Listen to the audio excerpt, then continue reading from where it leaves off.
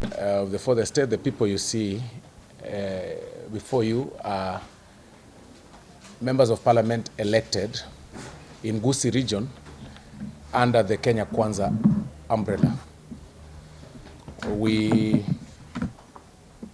The only member that is not here, of course, with apology, is Honorable Alpha Miruka, who is a little bit under the weather, but he associates himself fully with the sentiments that we're going to make here.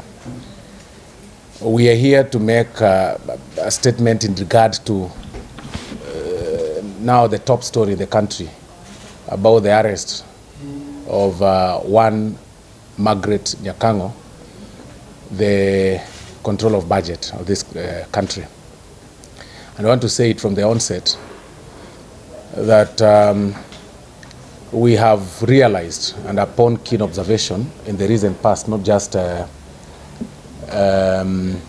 this very incident, about 6 months or so, that there are some forces within and without government that want to sabotage the goodwill of the president and the plans of the president and the deputy president to put this country together, to balance distribution of the very scarce employment opportunities,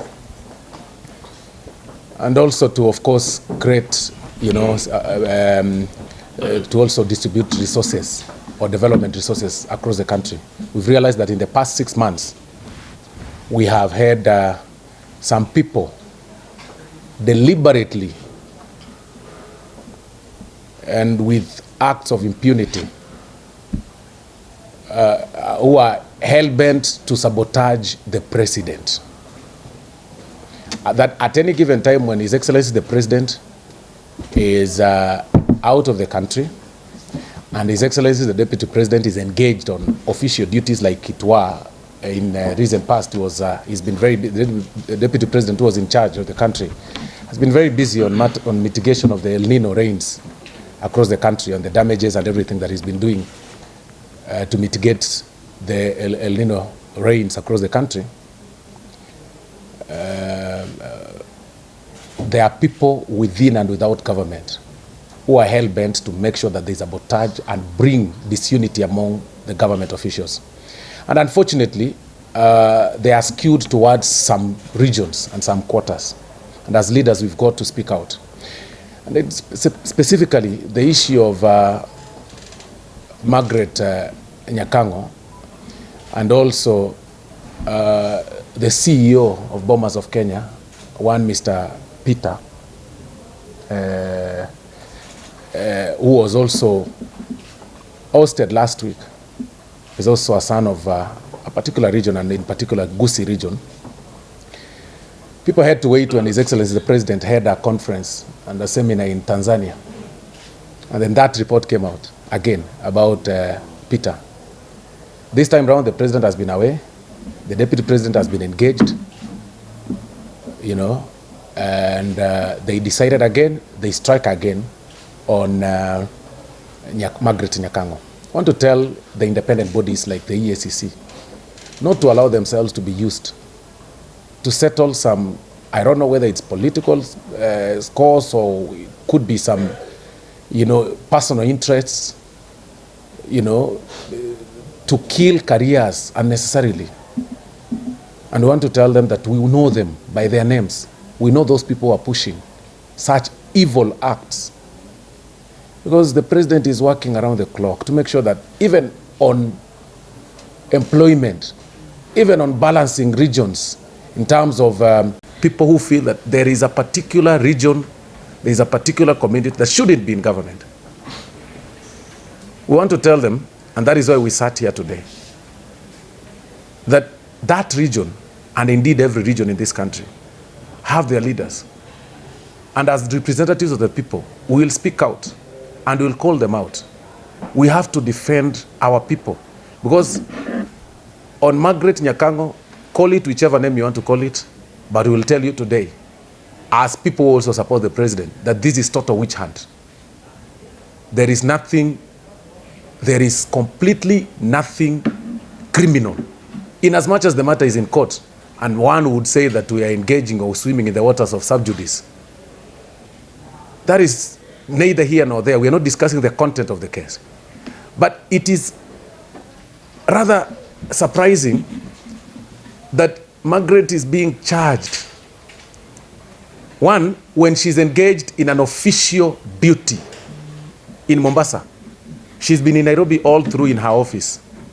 What kind of embarrassment can somebody go through? A mother, a wife to somebody, a daughter to someone?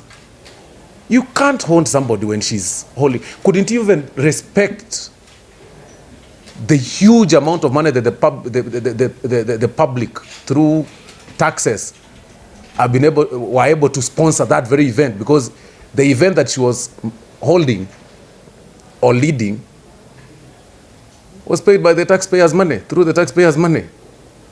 Couldn't they have waited for her in Nairobi, you know, or pick her from her home or something with, you know, really, this kind of embarrassment is not really what we promised our people. And I think this is not even what the president wants. This is not what the deputy president wants. These are the things that we campaigned against as the Kenya Kwanza coalition. We said there will not be having political witch hunts. We said people will not be you know, arrested with, especially people in public service in such high dignity offices. They will not be embarrassed in such formats, because it couldn't be very difficult to summon Margaret Nyakango to EACC or to whichever place, because she's a public figure, and tell her, okay, you are wanted for this particular charge, come before us and everything, and we take you to court. There's nothing wrong with that. But you wait for her, you nab her like a thief, a person that has served this country for all those years, really? And then you tell us we keep quiet? We cannot keep quiet. We vetted members of parliament that are here, and I'm glad that Honorable Nyamoka and myself were in the National Assembly that time when she was being vetted. In this very house.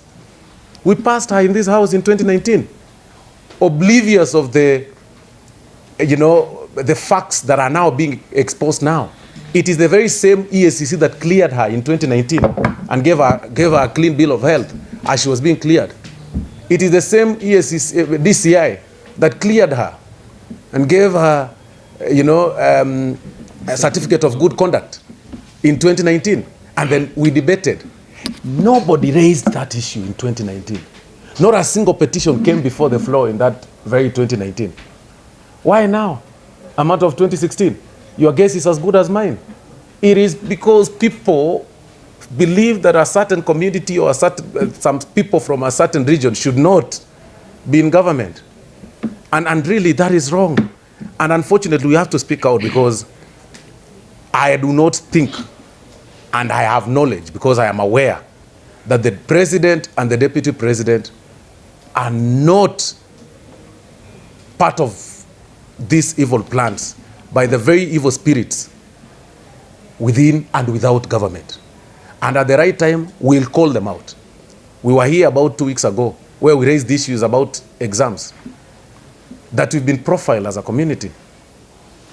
You know, that the entire the entire NEC officials were in Kisii, moving around our schools, you know, pretending like, you know, they are doing, you know, normal inspections as the exams were going on, but they were undressing young people, the young students, telling them, you know, we need to do this and this. We want to check whether you've got some leakage in your bra, in your t-shirt, in your vest. We are saying enough is enough. Those people that are being used to try and wrestle the Gusii community out of government, you will not succeed, because we are there. We will call you out, because that is what it is. The people who feel like, you know, these people should not deserve to be in this country, we are part of the country, and we will be there. We've shared with His Excellency the Deputy President, because he's in the country. We've shared with him, and it's sad that even him, he only learned of such arrest on TV. It is very sad, you know. So it is something that is being planned by people on possibly on the lower cadre of government and the people who have been sent by very evil quarters. So that is what we wanted to say, that this is political witch hunt, and we are telling Margaret Nyakango to stand firm, to stay put. We have, as a community, we've taken it up as our matter, and as her leaders, we've also taken it up.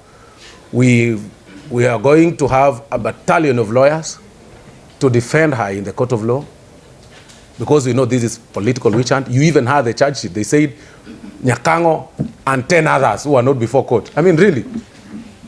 10 others. 10 others. So it has taken 7 years, and the only person you can get is one. You couldn't get the other 9. I know. So we are going to defend her. We are going to be in court. We are going to have a battalion of lawyers, and we are going to defend her fully, fully, fully.